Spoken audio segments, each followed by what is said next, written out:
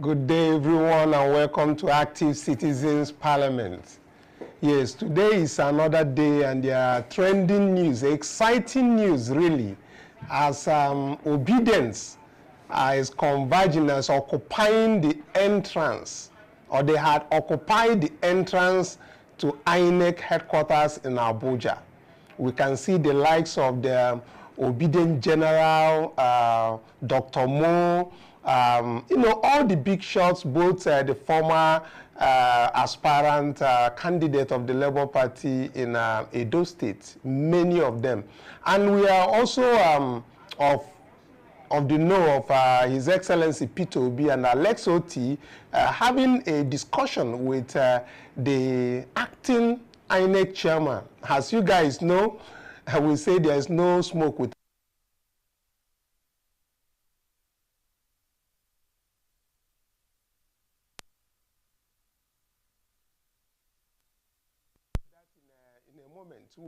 we'll keep our ears and eyes open. So, but let's dive really deep into the issue of why His Excellency Peter Obi, Alex Oti, and all the big wigs in that very faction of the Labour Party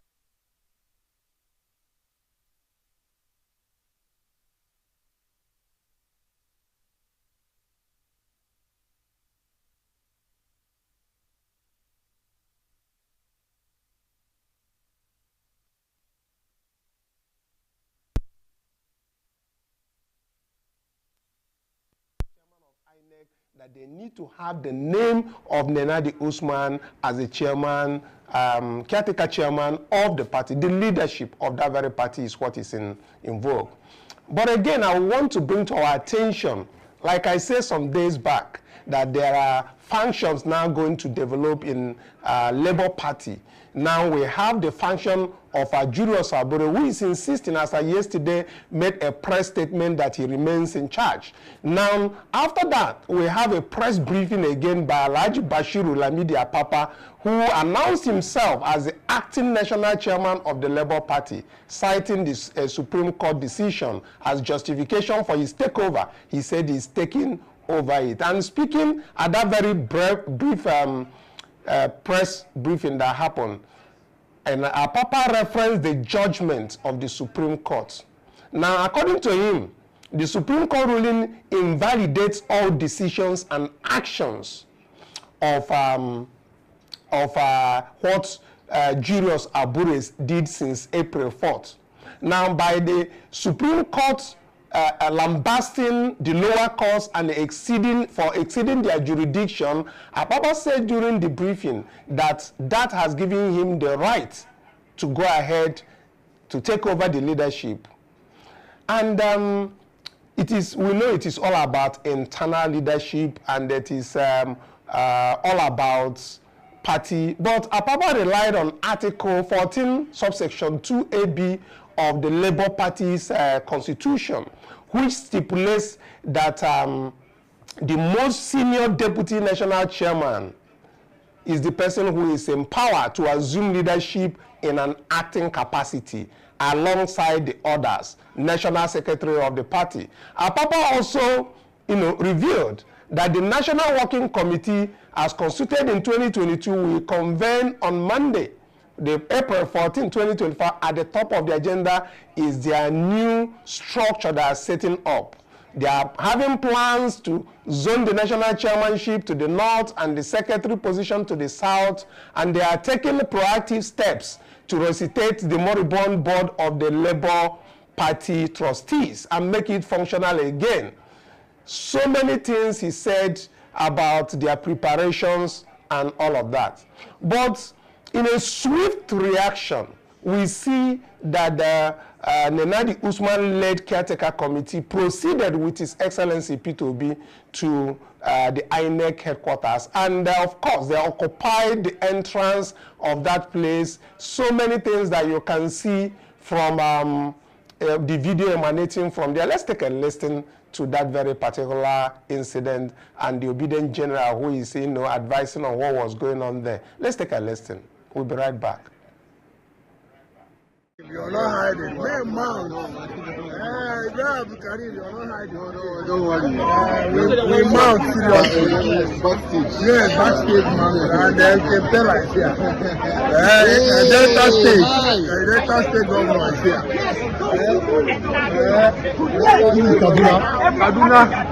Kaduna State governor is here. And Akwa Ibom is here. And then Edo is there. Olu, my guy. Who is your guy? Diaspora. Dr. Mo, they here. We are here live. Obidients worldwide, US, worldwide. We are here. We have occupied INEC gate. We have taken over. And we are fucking serious this time. if you do anyhow, you will see anyhow. Obidient General, who go. In fact, I don't want to release my this make I keep who they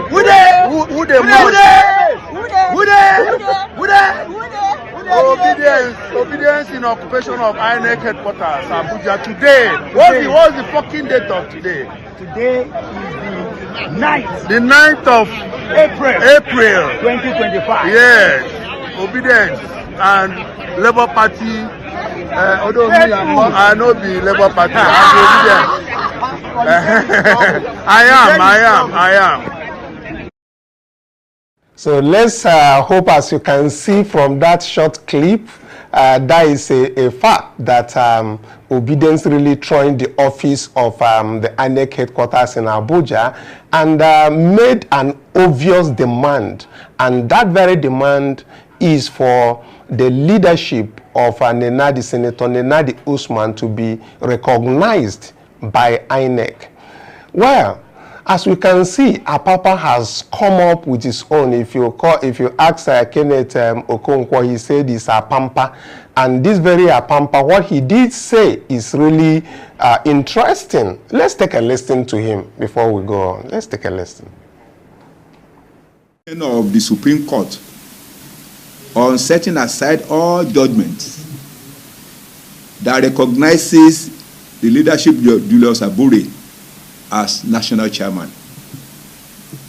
I, Alhaji Bashiru Lamidi Akpakpa, who is the most senior deputy national chairman of our great party, and in consonance with our party constitution's Article 14(2)(a), B, hereby takes over the running of affairs of our great party with effect from today, Wednesday, the 9th day of April 2025, in acting a capacity, and Alhaji Farouk Umar Ibrahim as National Secretary. My leadership hereby call on all members of our party, the National Working Committee of our great party, as at 2022, we meet next week, inshallah, 14th of April 2025, to announce our plans, which will include zoning the position of national chairman of the party to the north and national secretary to the south. My leadership will also take proactive steps to resuscitate the moribund board of trustees and makes it more functional. The National Working Committee members listed below are hereby put on notice that the National Working Committee meeting coming up on Monday next week, where we shall immediately set in motion the conduct of world congresses, local government congresses, state congresses, as well as the National Convention, where every member of our party shall have the right to participate, provided you are a financial member. And these are the list of officers. The pre-National Working Committee members before the crisis. The Deputy National Chairman, Mrs. Ladilia, who is from the NSC. The Deputy National Chairman, TUC, Dr. Ayo Olorunfemi. The National Secretary, Alhaji Umar Farouk Ibrahim. The National Legal Advisor, Barrister Oyelekan Akingbade. the National Public Secretary, Dr. Abayomi Arabambi, the National Treasurer, Mrs. Oluchi Opara, the National Youth Leader, Comrade Eragbe Anslem, the Deputy National Secretary, Kennedy Ahanotu, the Deputy National Secretary, Alhaji Saleh Lawa, the National Financial Secretary, Mr. Roland Daramola, the National Vice Chairman, South-South, Ruben Favors, National Vice Chairman, Southeast, Mr. Okeke Innocent, the National Vice Chairman, Northeast, Alhaji Muhammad Alkali, the National Organized Secretary, Chief Clement Ojuku, and the National Women Leader, Mrs. Dudu Manoga. I also want to state clearly that our new administration shall conduct a new national convention within 6 months to usher in a new national chairman from the north, a national secretary from the south, and the threat of violent takeover of all Labour party offices from Nigerian Labour Congress President Mr. Joe Ajero is a threat to democracy and must be withdrawn with immediate effect, as no one has monopoly of violence. Any attempt by Mr. Joe Ajero to use force will have a dire consequences, including arrest by the police to face treasonable felony. Thank you all, and God bless. Thank you so much. This Apampa, it will not surprise. I beg, make una go comment section. Make una tell us whether una think say this man na joker him be, I been just the resurrect. The partnership we do with Abure be like say it don't expire. Anyway, sha, make with the watch, but to tell you guys the truth, P2B, Alex Oti and co, they are doing the right thing. The first thing to be done is for INEC to recognize Senator Nenadi Usman as the leader of the party, or as the caretaker of the party, where they arrange all these their congresses and all of that. That is the right way to go about it. But I like the proactive steps that they are taking. Yesterday, His Excellency P2B spoke at length concerning these very particular issues. Even the Supreme Court judgment, the certified true copy, which obviously once it came in at Transcorp Hilton, they were able to move towards the direction of INEC, position that very certified true copy to INEC, and demand that INEC should do the right thing, which is to implement what the Supreme Court has mentioned. Supreme Court does not want to dive into the substantive matter of who is the leadership. It is the party that decides. And now we have 3 functions. Let's see who triumphs.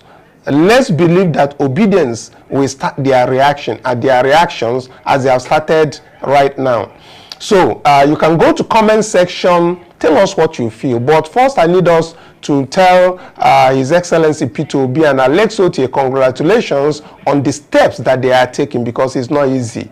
They are fighting against the APC intrusion into politics. They have clearly killed the PDP. They have, NMPP is pushed to Kano State, and it's just a one-party system, which shouldn't be. So the opposition must resist, and that is what's happening. Please like and share. Go to comment section and tell us. Now, there's another trending story that seemed to have, gone out from our minds. We usually, forget so easily what happened in Bokos, Plateau State, the massacre that happened in Bokos. It is beyond condemnations. Nigerians need concrete action on the killings that is going on in Nigeria. Now, in this wake of the Bokos killing in Plateau State, what Nigerians urgently need is concrete action and reassurance from security agencies, not just repeated condemnations that comes out from Nuhu Ribadu, the National Security Advisor. The reports about the National Security Advisor, Nuhu Ribadu, that he has condemned the recent deadly attacks in Plateau State, describing them as unacceptable and calling for collective action to end the cycle of violence, is not enough. I mean, Ribadu is right to call the killings unacceptable. I understand that. But beyond the condemnation, Nigerians need accountability, prevention, and justice. This recent massacre in Bokos is yet another grim reminder of a recurring tragedy that Nigerians have grown too familiar with. Every day we'll be hearing header, farmer clash, people dying and all this. These are not just numbers, but they are mothers, children, farmers, breadwinners of their families, whose death should spark real systemic change in Nigeria. The NSA claimed that the violent deaths have dropped by over 90% in the last 10 months. While this may be basically or statistically correct in aggregate of 50 deaths in a single attack, it shows how numbers can mask the intensity and trauma of the localized violence happening in Plateau State. One incident like this undermines the trust communities have in the promise of peace in their area, especially that very Bokos community. Let us be clear, my brothers. These are not random crimes, as they are calculated acts of terror aimed at displacing people, stealing land, and disrupting livelihoods. The Plateau State government should focus on this in strengthening community-led security and early warning systems. Communities should not be left to wait helplessly for the next attack to occur.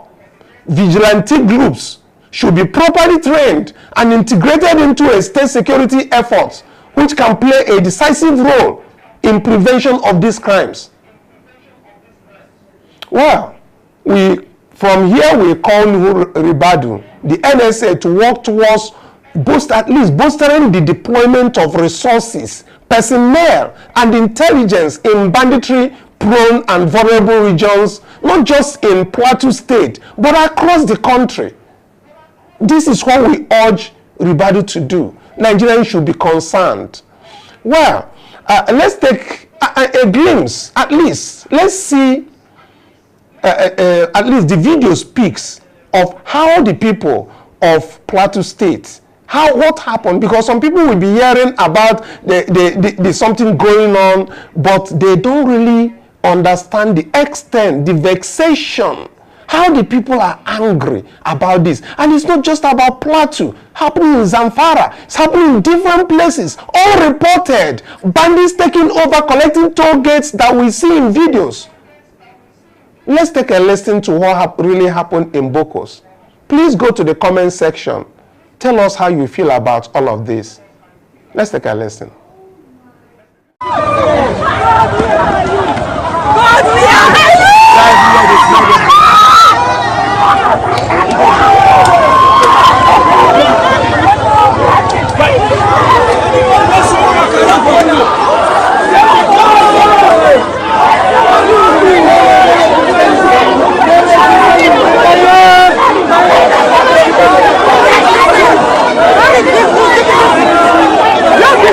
These are sons of Plateau that were murdered. These are sons of Plateau that were murdered. And my brother Hqtrs is here. We want the whole world to know what is happening on the Plateau. Yes! Yes! Let the governor come and tell us. Yes! Let the governor come and tell us. Let him come. This is Comrade Hqtrs. They should get the DSS to come and pick all of us.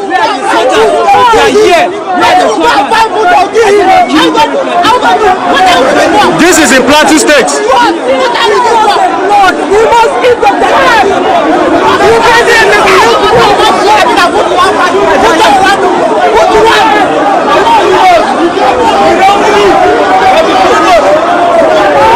This is in Plateau State.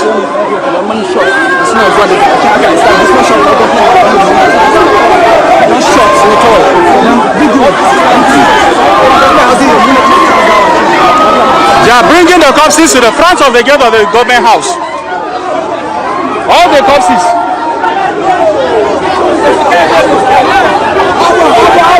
This is the Plateau story. This is the story you will never get to hear anywhere. This is the Plateau story. This is the situation on the Plateau. This is the just story. This is the Plateau story. We must tell our stories ourselves. This is the Plateau story. Innocently, people were kept at home.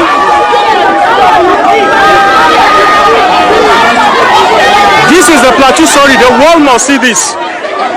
Our part of the story must be seen. Plateau story must be told. And we must tell our story. This is the Plateau story. The message has been delivered. The message has been delivered. The cops have been dropped in front of the government house. Look at them. And there are more. This is not all. Now, this is a little girl. This baby is barely 5 years old.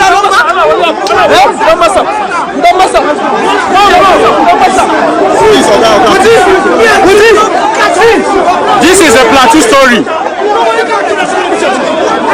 The message has been delivered. The message has been delivered.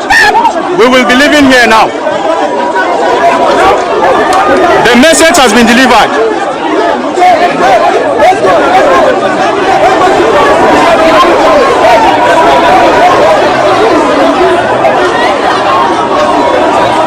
The message has been delivered. The youth have dropped the corpses in front of the government house. This is happening live in Jos.